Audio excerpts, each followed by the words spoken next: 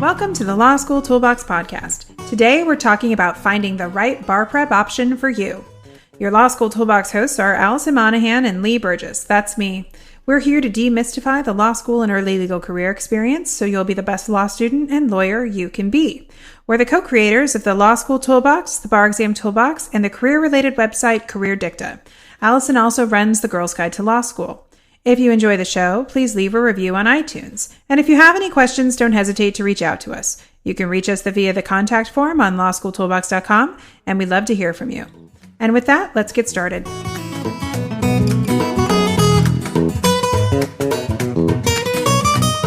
Welcome back. Today, we're going to be talking about alternative bar prep options outside of the commercial programming that you've probably already heard about. Because it turns out not everyone learns the same way, and we want to make sure that your bar prep will work for you. I mean, historically, most people studied for the bar exam one way, which was taking a big commercial course like BARBRI. I actually did not take BARBRI for any of the bar exams that I took, but Lee, I know that you did, right? I did the full BARBRI experience. Why did you do that?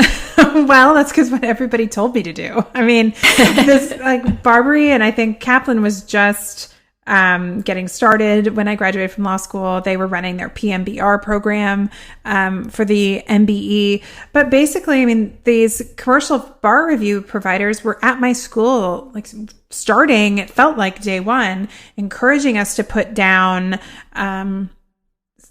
deposits to, save money in the end. And everybody just did it because they felt like that's what you had to do to pass the exam. But it turns out that, thank you, technology, things are a little different now, and you have a lot more options out there.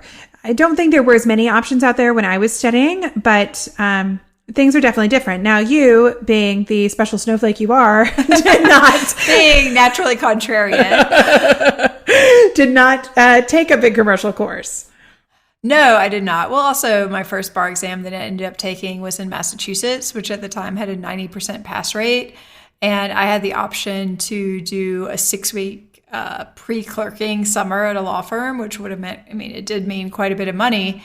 Although I think there were 6 or 7 of us who did that, and literally everyone else went off every night after work to go to the BARBRI lectures, and I went home. Yeah. They all thought I was completely, just totally nuts. To be honest, if I'd said for the bar first in California, I probably would have just signed up for BARBRI and sucked it up and, gone to all the lectures and everything. But I was just looking at this and I was like, okay, the pass rate's 90%. Right. I'm pretty good at standardized testing in general. I don't feel like I need to spend 8 weeks going, to lectures after I work all the time. This whole thing just sounds like a drag. It's super expensive. I was going to be going into a clerkship. So even though the firm I worked at would eventually reimburse me, I was going to have to pay out of pocket because I wasn't sure where I was going to go. I hadn't accepted an offer. It was just like on and on and on. I was just like, maybe there's a better way to do this. So I started looking around, and there actually at that time was a program that was sort of specific to Massachusetts, and it had Massachusetts law, and then what it had for the MBE, which was actually the part that sold me on it, was something that's similar to what now Adapt-A-Bar is doing. But it was basically a computerized program to help you study for the MBE with the idea that it would do spaced repetition and it would drill down on the questions that you were getting wrong. And I thought this actually sounded amazing. This to me sounded so much more efficient than just, doing 100 MBE questions and then being like, well, I got some of those right, got some of those wrong. Right. And moving on with my life. Here it was like, oh, you're missing every Fourth Amendment question. Every single one that you see, you're getting wrong. And there was a reason for that. I took a war and terror class, and the professor was super right-wing and thought the police were able to do whatever they wanted.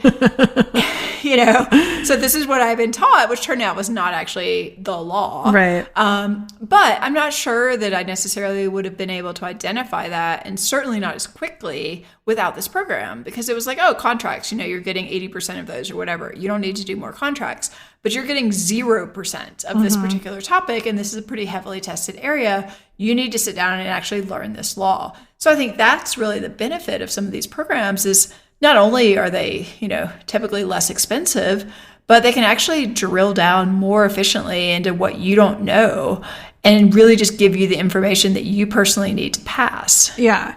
I think that's one of the interesting things that a lot of people don't focus on in their bar prep is really figuring out how to take whatever course or compilation of materials that they have and making it work for them. Because we all come to this experience with different exam taking skill sets, and also just different knowledge. I mean, right. When, like, for example, I took evidence my last semester, so I was pretty up to speed on that. Right.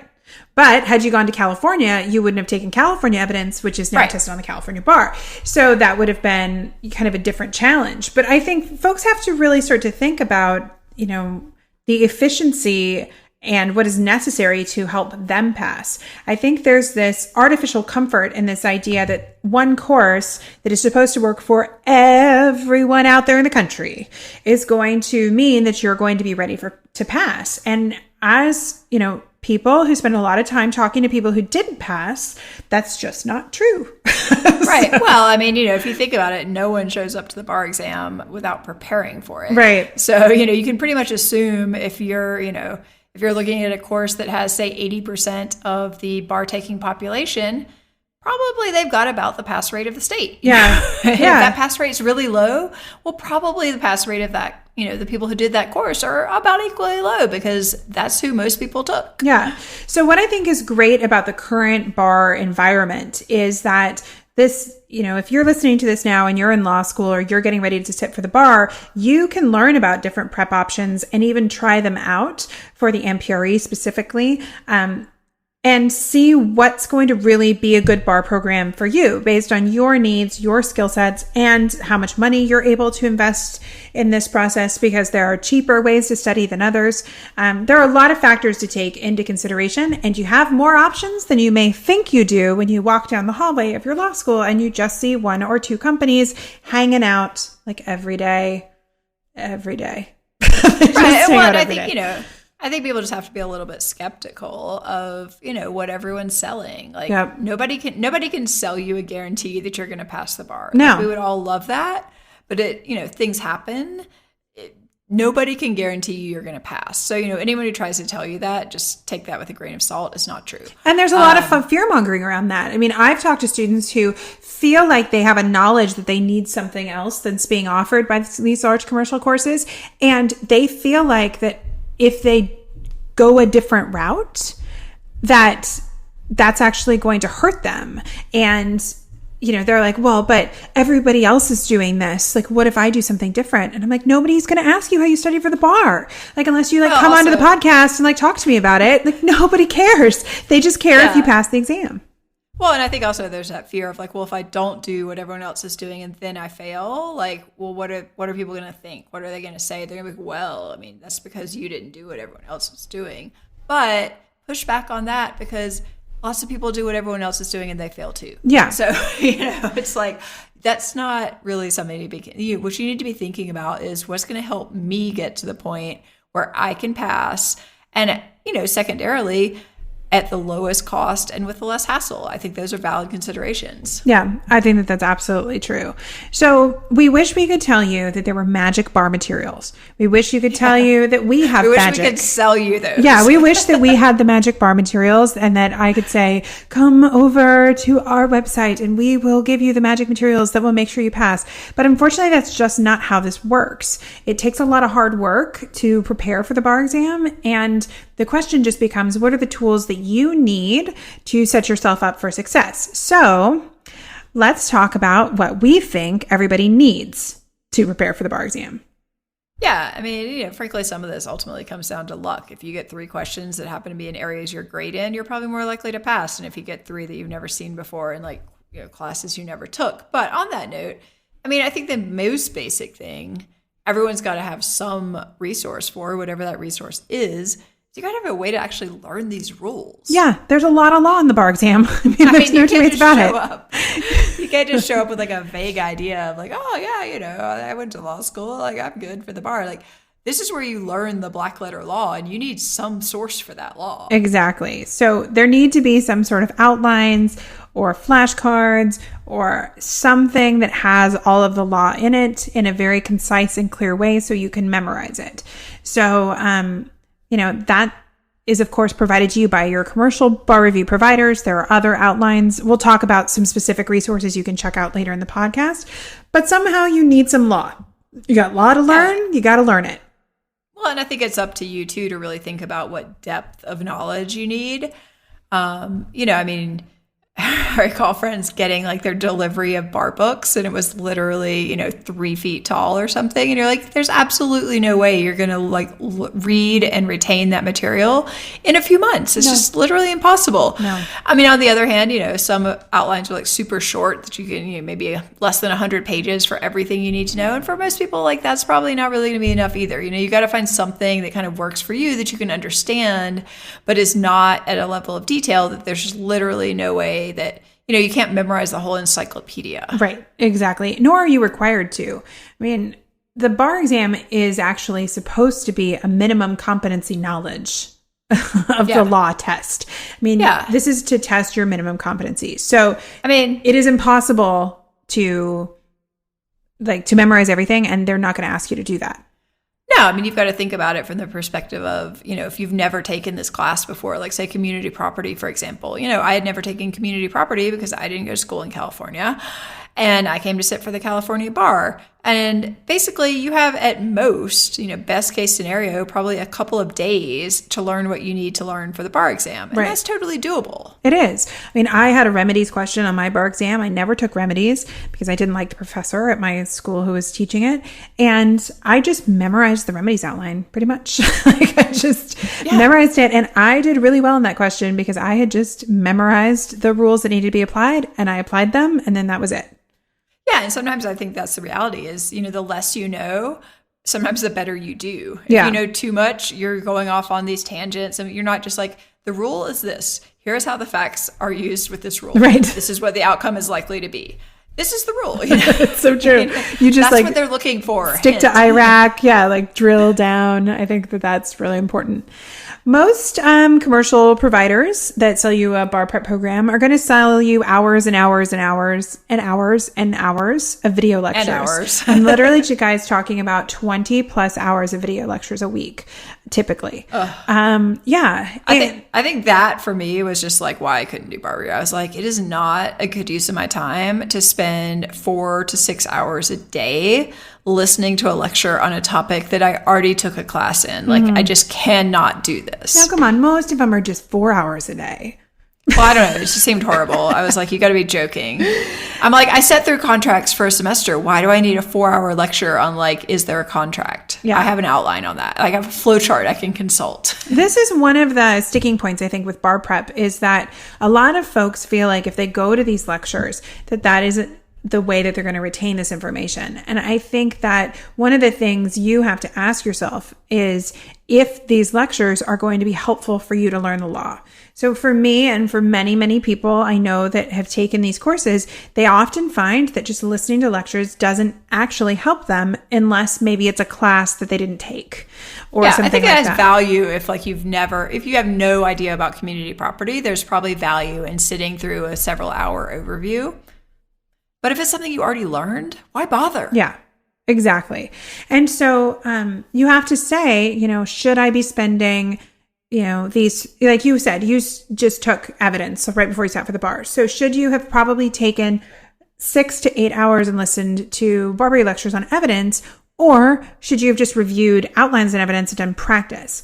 My recommendation would probably be listening to lectures on evidence, probably not the best use of your time. You were going to retain more information if you did practice and application and memorization of that law. So again, you can't just say, oh, they told me to do the lecture, so that must be what I'm going to do to pass, because plenty of people do that end up hiring us because they are coming back from a failure. So just remember, as you're figuring out what you're paying for and all of these different options, make sure that you're going to get something from those hours and hours of lectures.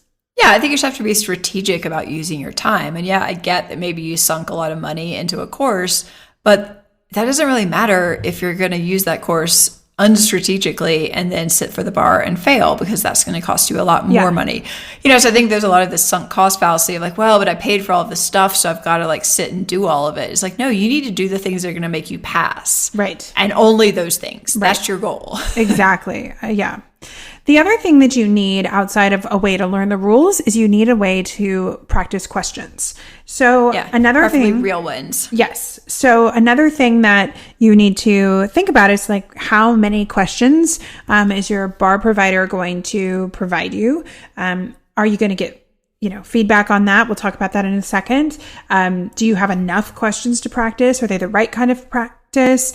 California just changed its performance test to a 90-minute exam. What are the bar providers going to do to give you more practice on the 90-minute performance test? You need to just find out what sort of depth of materials that they're giving you, because the practice is probably the most underutilized element of your bar prep, I think. And you need to make sure that you have plenty of questions to do practice. Yeah, I think practice and also getting feedback. I mean, I remember the feedback that I got. I was like all excited, like, oh, I'm going to get feedback on my answer. And then I got it. I'm like, this is it? Mm-hmm. Like, I'm sorry, this is like not really very helpful. Yeah. I think you have to remember that the commercial bar prep providers are giving feedback very quickly, and some of it may not be as in-depth as you're looking for, depending on what you need. And there are all these crazy stories about people sending in the sample answers for questions and then having their commercial provider fail them. Or I knew someone who had gone to Harvard for both undergrad and law school. And she was telling me about how she was failed every one of her practice bar questions. And she was just like, which is insane, because like I wasn't going to fail all of my bar questions, which like sounds a little conceited, but I get her point. Like statistically, she was probably going to pass the bar. Well, even if she didn't, even if she failed the bar, she's not going to get like, a terrible grade on every single question. Right. She had some basic exam taking skills, that she was going to be able to apply. So you always also hear all these crazy stories of, tricking the bar providers. But, again, you have to find out how much feedback they give, maybe try and see if you could get a sample of their feedback, and make sure that you think it's going to be helpful, because there are a lot of different ways to get feedback. That's a lot of what we do in our tutoring programs. But especially if you're someone who struggled with essay writing in law school, if 1L classes are pulling down your GPA in law school, you need to think about the additional resources that you can access to work on your writing, because writing is half of most bar exams. So you don't want to let that bring you down. Yeah, absolutely. Basically, if you can't write a coherent answer, you're not going to pass the bar. Game over. Yep. I'm sorry. It's just the way it is. Yeah, exactly. And another thing you want to do is come up with a way to self-evaluate your own work. And I think this is, again, owning your own bar prep, this idea that you really need to do what you need to do to become an expert. So how are you going to evaluate your own work? What self-evaluation questions are you going to ask yourself when you finish an essay to make sure you're doing a good job? This is something that we've tried to work into our Writing of the Week program, which we offer for bar takers, to help you learn what is a passing answer. Because as much as the practice that you turn into your bar provider is helpful, you also need to be able to, every time you do an essay question, decide whether or not you think you did a good job. And in the moment, you have to be able to make game time decisions about how to spend your time, and that ability to self-evaluate your work and say, okay, I'm in the exam. I have to make a decision. Do I, take this exam question to the left or to the right? But my experience tells me to take it to the right. And you have to know what a passing answer requires to make those game time decisions. Yeah, absolutely. I think the more that you're basically your own coach, obviously you're the only person who can go into the room with yourself. Mm-hmm. So, you're not going to have someone to turn to and be like, oh, do you think I should use more headers here? Right. That's so true.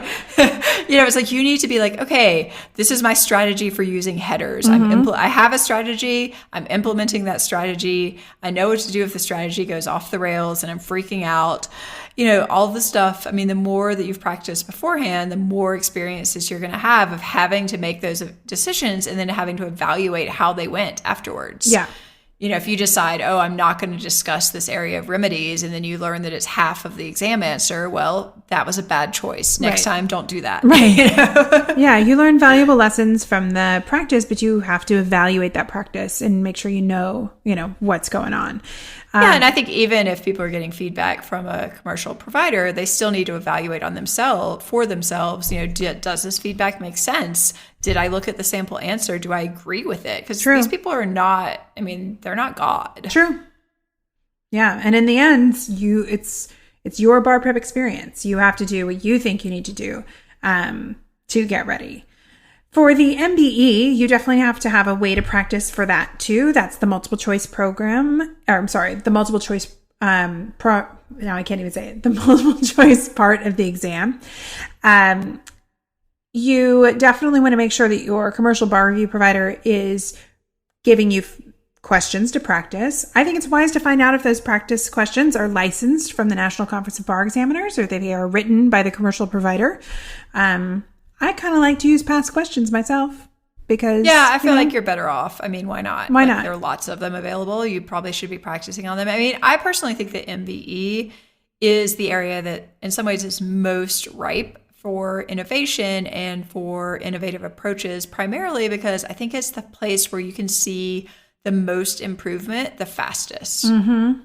And part of this is technique. Like the more questions you do, you start seeing the patterns, you start seeing how they're put together. But also just like the example I gave earlier, if there's an area of law that you're missing everything in, you've got to get up to speed on that on the MBE. And they basically tell you more or less like what the percentage breakdown is of each type of question. So it's really I feel like it's a more contained universe. Mm-hmm. And if you do really well in the MBE, you're probably going to pass the bar. That's just the reality of it. Yeah. And as my dad told me the day I was walking into the MBE, that at least the answer's on the page. Yeah, exactly. It's there somewhere. It's there somewhere. The other thing, I like what you were saying about the being able to report out and evaluate how you're doing. I think some bar review programs compare how you're doing to other students, and I maybe wouldn't spend as much time going through those. Maybe it makes you feel good if you're doing better than the student population. But I think what you're talking about, Allison, about evaluating where your pain points are is much more important. Like, I don't care if you are a rock star and you're doing better than everyone else. I care about whether or not you are missing all of the civil procedure questions. Yeah, exactly. If you're getting 80% in one area and you're getting 30% in the other area, that's valuable information to know, because that's something you can correct. Yeah. Just saying like, oh, well, I'm at the 67th percent. It's like, okay, great. What are you going to do with that? Right. I also think another mistake that some folks make is they don't get questions from maybe a different provider to just get a different practice test experience. Sometimes somebody will say, well, I did all the questions that my provider gave me, or thousands of questions, but then I felt like the actual MBE was so different. And it's like, well, that shouldn't happen. You should kind of try to collect a variety of questions so you can get comfortable with a variety of different questions and approaches. Because of course, the actual MBE will feel a little bit different. Yeah, but I would almost say there's literally at this point no reason to be practicing on MBE questions that are not past bar questions. Yeah, I think that's probably true. I would draw a line there. Like, I want to be using the actual questions as they appeared on the exam, because that's what I want to be preparing for. And obviously certain ones like the civil procedure are new, like you may not have that. But for me, that would be, a bright line rule. Yeah, I think that's a really good piece of advice. So outside of just these different parts of the test, you also need to have a effective and reasonable study schedule. I would like to highlight two words in this statement for you. The word effective and the word reasonable. So, and I would add to some extent personalized. I like personalized. On your circumstances. Yes. So some folks are going to need a more flexible study schedule than others. Some folks are going to study for a longer period of time, especially if you're trying to work and study. Some people want to study for a longer period of time because they have concerns. Some folks may get accommodations, and if it takes you time and a half to do every practice question, you're going to need more time to study than someone else to do the same amount of work. So Right. you really need to think about, your individualized situation and how you're going to do this. If you have a family wedding in the middle of bar prep, maybe you should try and find a bar prep provider that'll let you start a little bit early so you can take Right. a week and do that family wedding. There are so many options out there that you can find one that's personalized for you. And then you need to make sure that how you're being recommended to spend your time is going to be effective. Again. Yeah, I think you just have to take the standard recommendations with a grain of salt. I, for example, know that I don't really learn that well by listening or by watching videos. So if I just take a study schedule, I'm like, okay, great. Well, it has me doing, 4 hours of videos a day. I'm like, that probably isn't going to work for me. I need to have the self-awareness to say, you know what? I think I could spend that time better elsewhere most days. Yes. And that's fine. Like, again, as you said earlier, no one actually cares. No one asks you, well, how did you pass the bar? Right. Does anyone care? No. Nobody cares. And then I think the other thing to think about is what's reasonable, because burnout is a huge problem in bar prep, and folks can really, really just drive themselves into the ground. Yeah, crash and burn. Total crash and burn territory. Exhaustion, anxiety, and getting sick. You're sick. almost certainly going to be sick at some point. Yeah, having issues with family members or significant others because you're kind of in this extreme situation. The bar is like a very intensive job. If you treat it as such, you still have time to breathe and go to yoga or go for a run or even have dinner with your significant other or talk to your mom or walk your dog. It's all about what you need to be successful, but 12, 14-hour days, typically not a great idea. No, if your provider is telling you need to be studying 12 hours a day, 7 days a week for 8 weeks, that's crazy. Yeah. Come on. Yep. That's A, you don't need to do that. You just don't. Nope. And B, it's not even going to be effective. No, it's really not. So often when I talk to somebody who's a first-time taker who's feeling like they're in crisis, my first question is, are you sleeping? Yeah. What time are you going to bed? When do you stop studying? Are you exercising? What are you eating? Because oftentimes in the beginning of a conversation, we can unpack that a good chunk of what's going on is overwork, not taking care of yourself, and your body's kind of shutting down. And you have to clean all of that up and take a step back and revamp how you're doing it so you can make it the marathon. Yeah. When I was studying in California, I was working and I took 3 weeks off and spent the first week sick in bed. But, I really focused for those 2 weeks. I was lucky to pass.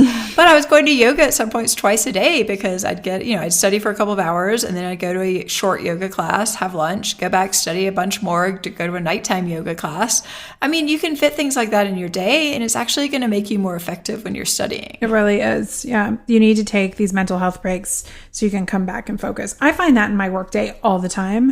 That coffee break of walking a couple blocks to the coffee shop makes me so much more productive than just sitting and beating my head against the table because I can't figure out how to move from point A to point B. Yeah, and I think a lot of this is if you're going to sort of approach bar exam prep more strategically and think about it from this alternative perspective, is really taking seriously these things about how long can I possibly focus, and most likely that's not more than say 3 hours with a break every hour. Beyond that, your brain is really not functioning. So you may as well take a break, get some food, get some coffee, take a jog, whatever it is. But you're allowed to do that. Yeah. And you're a grown up, you know how you work best and you know when you're spiraling off the rails. So just, you're allowed to do what's going to work for you. That's so true. I think another thing every bar prep student needs is some sort of moral support or motivation or, way to kind of keep yourself sane, especially if you have struggled with exams in the past or you've already failed the bar exam. It's important to figure out how you're going to stay in a good mental state and find that support and motivation you need to move forward. So if there's something that you need, if you need a therapist to help you through this anxious time, if you need a standing dinner date with your best friend to be able to talk about something in the outside world, if you need, a group of friends who are all studying, who have an email chain going where you guys can, that sounds like the word. I was like, if you need a group of friends who have nothing to do with the bar, please. I know. I'm like, the idea of like a WhatsApp group with like a bunch of people studying for the bar is literally my worst nightmare. Totally. I mean, I'm sure some people find moral support there, but I'm like, I cannot even imagine the hell that would be. It could be anxiety inducing, that's for sure. But you should take some time and figure out how you're going to create this support network for yourself, and make sure it stays positive and is moving you towards your goal. But don't discount that. If you're alone studying without a lot of support, maybe you've moved, maybe you are taking the exam at a different time than your friends, it can get really lonely. So make sure that you do have kind of a lifeline to folks who are going to help you through that process. Yeah, and I think this is also about getting clarity with your people in your life to let them know, I'm not going to be as available as probably I would be otherwise. Like, hopefully you can understand that and be supportive, But also talk to people about how they can help you. I think that's something I've really learned in the last few years, is that when crummy times come, it's really important to be clear with folks about how they can be supportive. Because exactly. If you tell people, if somebody's like, well, what can I do? And if you're like, well, what I really need are like really healthy frozen meals like that I can put in my freezer. Most people will say, okay, and then they'll bring over like a good lasagna to put in your freezer so you have food. And I think it can be helpful to come up with ways that people can support you, clean your house, go grocery shopping for you, whatever it might be, walk your dog. And then you'll feel supported, but people also will know how to support you.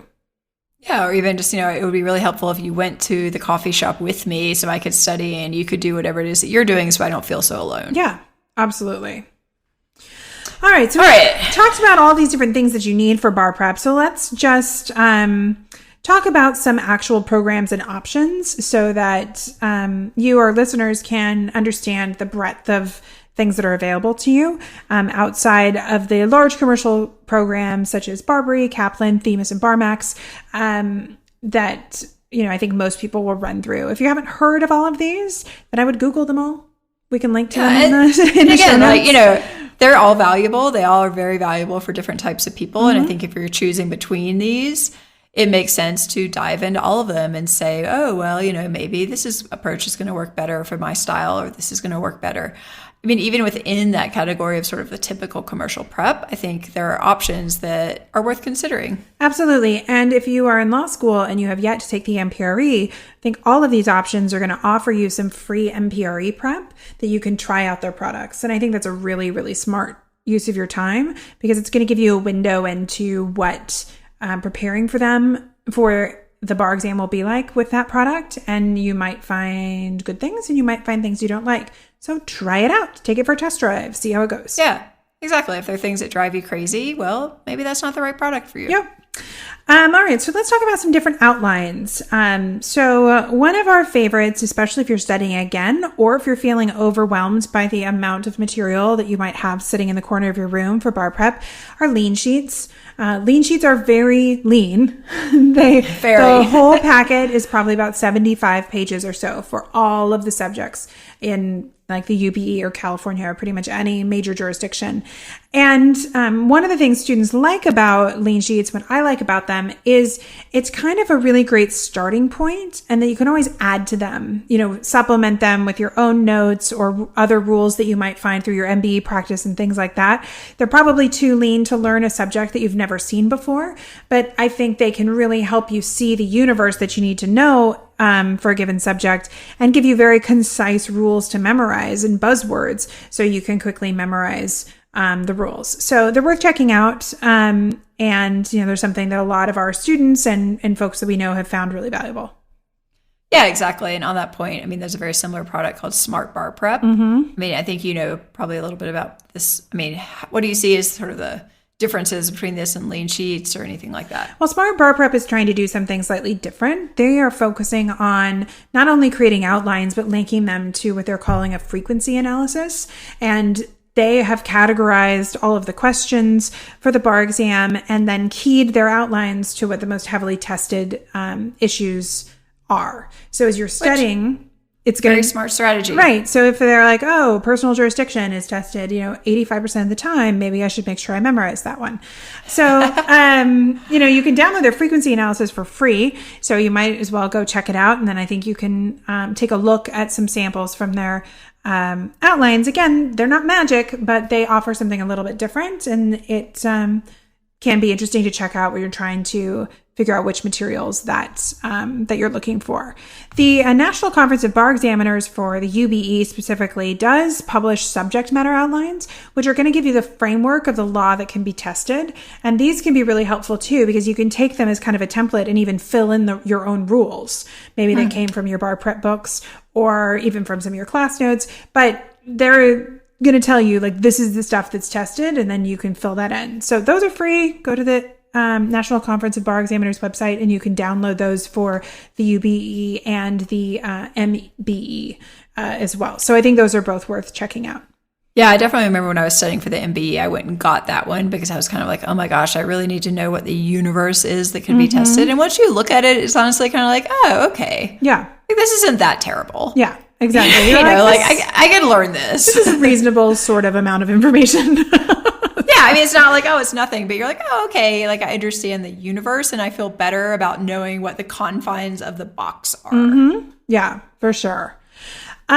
So we talked about outlines. You also need to have questions to practice. Lots and lots of practice. Lots of practice. If you want to pass the bar, really the best thing to do is do lots and lots of practice questions. Yep.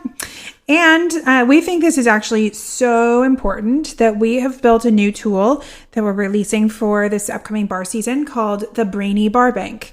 And what we have done is we've created a database that includes all of the possible release questions for the UBE, the MEE, and the MPT, and then all of the release questions, I believe, for the last 15 or so years for the California bar as well.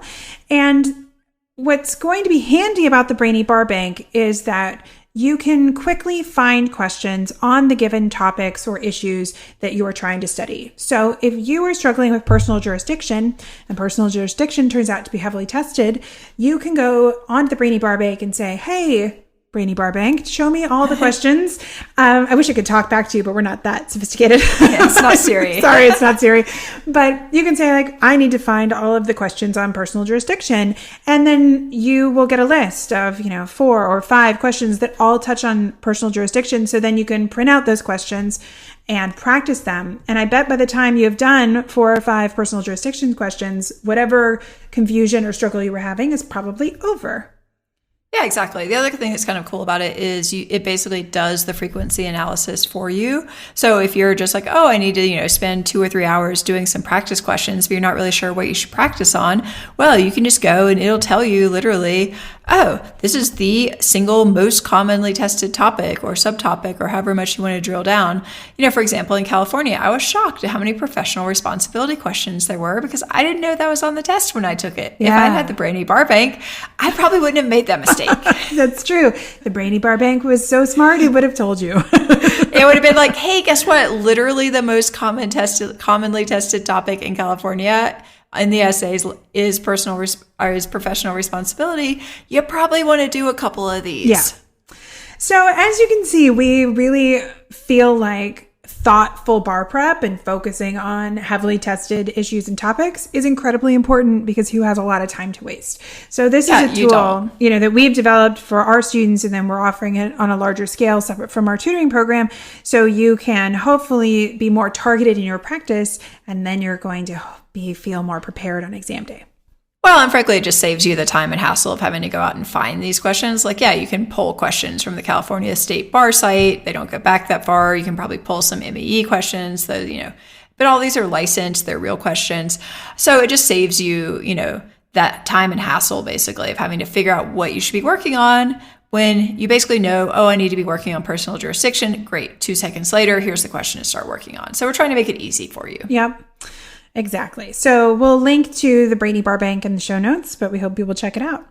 There's another tool for the California bar that I think is handy dandy. It's called baressays.com. And what the founder of Bar Essays has done is he has been buying past bar exam answers off of students who have failed the bar exam. The only people in California who get their answers are people who have failed. And he's compiled a database of real student answers for each question. So one of the things, we were talking about earlier is you need to be really good at self-evaluating your own work. And for the California Bar Essays, I think, does a really nice job of helping you do that. Because if you do a question, you can then go onto their database and say, okay, let me read questions that got different scores. What did have got a 50? What got a 55? What got a 65? What got a 75? 65 to 75 is basically passing. And then you can compare your answer. This can be less frustrating than just comparing your answer to the model or the sample student answers that the California Bar releases, because they are insane and basically impossible to recreate. So it also helps you figure out, where you are in the scale that may be a more reasonable goal. I think they also have some good substantive outlines on baressays.com. There are some essay templates. There's some good stuff in there. So we'll link to some reviews we've done of bar essays. And we even offer a promo code for them. But it's a tool that we use with our tutoring students, and I think it's worth checking out. Yeah, because I think one of the key things is if you see that, there are 6 to 10 issues that could potentially come up in a question, it really allows you to see, okay, which of these were the most critical? Because if somebody doesn't have one of these and they still get a passing score, okay, I know that one's not so critical. But if everyone who has a 50 missed the same 2 issues, then those are pretty important. Yep. So totally worthwhile to check it out. In Barland, the price point is pretty reasonable. So if you're taking the California Bar, go ahead and check that out. And if you don't, sorry, I don't think anyone's done one for the UBE. Mostly because it's harder to get your answers for a lot of jurisdictions. But yeah, it's just kind of fascinating, to read all the answers. It really is. It really is.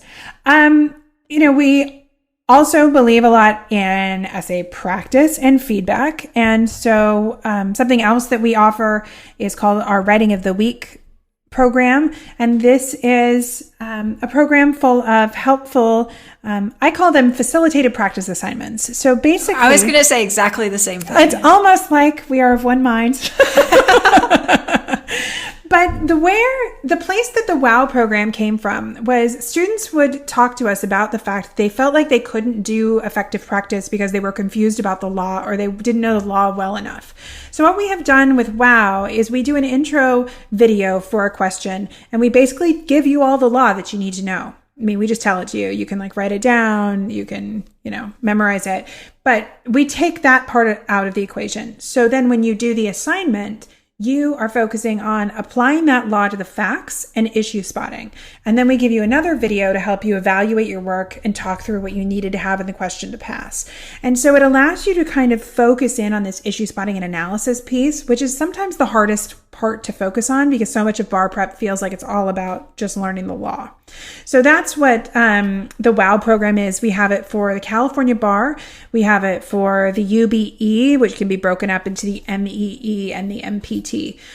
So we'll link to that in the show notes as well. But even if you don't want to use our programming, I think this idea of really testing yourself and seeing whether or not the law is the issue or the issue spotting is your issue or the analysis, applying the facts is your issue is very important as you self-evaluate your work.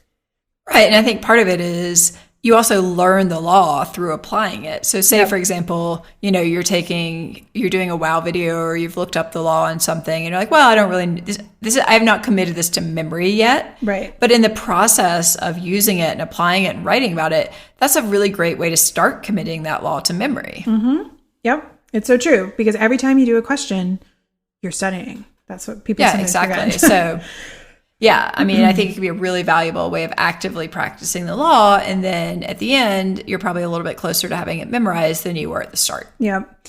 We also talked about feedback and the importance of feedback, both from self-evaluation. So like we said, programs like WOW, I think can help with that. You should try and check out different ways to get essay feedback, whether it be from a commercial bar provider or, our tutors do that. That's a key to our tutoring program. Bar tutors can often give you feedback, but you should ask for a sample of their feedback so you know what you're buying before you get it. And, feedback can be a really great way to work on your writing. But again, even when you get that feedback, you need to take that feedback and incorporate it into your work. So you have to rewrite your essays after you get that feedback and see if you can replicate what they're trying to ask you to do, and then take those lessons and apply it to the next one. I mean, the heavy lifting does fall on you in a lot of ways, but the feedback helps you do the heavy lifting. Well, it helps you see like what you're doing correctly that you don't really need to worry about. And again, what you're not doing so well that you do need to worry about. That's true. And usually if the folks giving feedback have a lot more experience with what the graders are looking for. So it can also, highlight this is a mistake that is likely not going to be looked on kindly by the graders. This is something you could do to clean up your writing that will oftentimes be looked on favorably by the graders. There's a lot of wisdom from people who work in this space that can be shared. Yeah, exactly. All right. Well, how about a few sort of more specific types of things? Like I know a lot of people tend to spend a ton of time making themselves flashcards, but you can just go buy those. Yes. Critical Past does a nice job with flashcards. We have a lot of students who have used them and find them to be helpful. We have a review of them on our website that we'll link to, but they're worth checking out if flashcards are something that you get excited about. Why spend hours and hours and hours drafting them when you could use someone else's and then just annotate them as needed? Yeah, exactly. I think that's one of those places where I was like, yeah, in an ideal world, if you had unlimited time, sure, great to make 1,000 flashcards of your own. You don't have unlimited time. Right. So let someone else do it for you. Yep. If you're a visual learner, something that's out there that's interesting in the space is something called Sketchy Law. This is based on a product that was developed for med students to help them study for their boards. And they are videos that use pictures and a story to help you memorize. And Allison, I'm blanking on what the memorization technique is called for this. Well, basically it's kind of a takeoff on like the Chambers for Memory Palace idea. That's what I was not being able to pull up. Yeah, well, because I didn't have my Chambers and Memory Palace working. I actually read an entire architecture book with that title, so I'll never forget it. But the idea, basically, one of the techniques that people who have really fantastic abilities to memorize use is they might imagine walking around their house and assigning objects to certain concepts or certain words, and then this stuff is totally up my alley. I think Sketchy Law is awesome. I mean, I would question maybe if it's like the absolute best use of your time, but if you're starting to study early, like I think something like this could be really fantastic. Mm-hmm. Because the idea is they make up essentially a story about a concept and then you watch it play out. And I mean, I've only watched a couple of the videos, but I actually remember a few of them. I did too. So I mean, I think it's the sort of thing that can really stick in your head. Mm-hmm. And they're just more fun. Yeah. I think for repeat takers too, it can be kind of nice. It's a fresh approach to memorizing the law, especially if you feel like you're stuck in the mud and kind of can't get rolling. But yeah, I think one of our tutors was going through the videos and said something similar. Like, while I was watching it, I just didn't really think it was doing much. And then I realized I remembered it. Afterwards. Because it's so visual and it's a story, and that's what humans really remember much more than an outline or something like that. So I probably couldn't tell you the exact law, but if I watched that Sketchy Law video, I'm sure that I'd be like, oh yeah, right, it was about this. And now I remember that. Yep. So, I mean, I think they're worth checking out. I think it's pretty cool. Yeah. So for the MBE, the multiple choice portion, we've already talked a bit about Adaptabar and the fact that seriously, just go buy it. No, it's very helpful. It's good. It's good stuff. We will link to our reviews of the product and where you can get some discounts on Adaptabar as well. But we think it's worth doing a trial. I mean, honestly, at the price point, it's just like, this is the fastest way to improve your bar score. Yeah. I guarantee you. If you're struggling with a bar exam and if you struggle with the MBE at all, I mean, if you're struggling with the bar, you're probably struggling with the MBE, just go get Adaptabar. Yeah. I mean, we're not being paid to say this. I just really believe that's true. We are not. The National Conference of Bar Examiners, the people who administer the MBE, do have practice questions that you can purchase directly through their website. So if you are, let's say, working with a commercial provider that does not use real past bar exam questions for the MBE, I would probably recommend downloading one of these practice tests, because even though it might be a little bit extra money, it's going to be an important reflection of how you're actually doing. So I think those are worth checking out, and you should check them out. Yeah, I mean, none of these MBE tools are super expensive in the whole scheme of things, which is why I think just go get them. Yeah. We also think Emmanuel's they're called Manual Strategies and Tactics, MBE books. There are many, many volumes. I think these are of high quality as well. If you're looking for some additional practice, you may even find some of them in your law library that you can borrow for a little bit because they're probably at the reference desk. But that's another way to get some extra practice on some different questions. Yeah, absolutely. And then I guess another option that is out there is really coming up with kind of your own self-study option. So folks have been doing this, like Allison did, when they realized that they don't want to kind of conform or spend the money or use one of the commercial bar review providers. This takes a bit more creativity on your part because you need to piece together the resources in order to make sure that you have everything that you need for your bar prep. So one of the things we have done over the Bar Exam Toolbox is we are releasing a self-study option for the California Bar and the UBE, which will help you with study schedule templates, helpful handouts and videos to help you optimize your study, recommendations on studying for the MBE, access to our Writing of the Week course and our Brainy Bar Bank. So we're trying to give you all of the pieces that you need. You'll get access to lean sheets for some substantive support so you can effectively study on your own, at a much more reasonable price point than you're going to find lots of other bar prep. So if you're looking for something slightly alternative, maybe you want to come check out what we've got going on over on our site. Yeah, I mean, I think for me, it was definitely scary to just decide that I was going to do this on my own when, I was a beginner. I had no real idea what I was doing. So the goal here is that, we try to make you feel a little more comfortable, that you have some structure, you have some support, you have someone you can ask questions to. One of the tutors will give you some feedback on your plan so that you do have the confidence to go forward and say, you know what, I've decided this is the way I'm going to do it. This is going to work for me and I'm full steam ahead. Yep. So we'll link to our self-study options as well in the show notes. But if you're looking for a different solution, it's worth checking out.